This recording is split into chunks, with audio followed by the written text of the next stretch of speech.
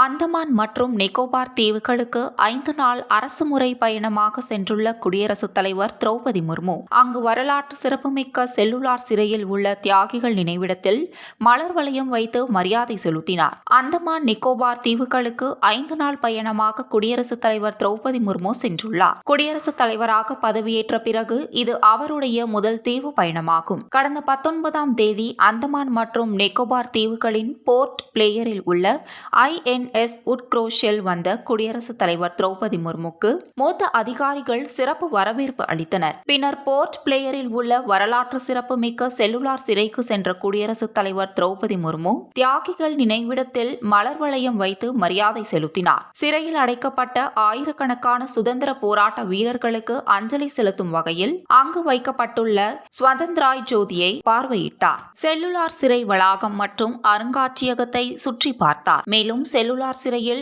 ஒளி மற்றும் ஒலி நிகழ்ச்சியை பார்வையிட்டார். அதைத் தொடர்ந்து doctor PR Ambedkar institute of டெக்னாலஜியில் அந்தமான் மற்றும் நிக்கோபார் நிர்வாகத்தால் ஏற்பாடு செய்யப்பட்ட நிகழ்ச்சியில் குடியரசுத் தலைவர் கலந்து கொண்டார். இந்நிகழ்வில் குடியரசுத் தலைவர் திரௌபதி முர்மு கூறியதாவது: அந்தமான் நிக்கோபார் தீவுகள் இந்தியாவை தெற்கு மற்றும் தென்கிழக்கு ஆசிய நாடுகளுடன் இணைப்பதில் சிறப்பு புவியியல் முக்கியத்துவம் வாய்ந்தவை. எனவே அந்தமான் நிக்கோபார் தீவுகள் இந்தியாவின் ஒரு முக்கிய அங்கமாகும். அந்தமான் நிக்கோபார் தீவுகளின் இயற்கை அழகு உலகம் முழுவதிலும் உள்ள சுற்றுலா பயணிகளை ஈர்க்கிறது. இங்கு சுற்றுலாவை மேலும் ஊக்குவிக்க பல நடவடிக்கைகள் எடுக்கப்பட்டு வருகிறது.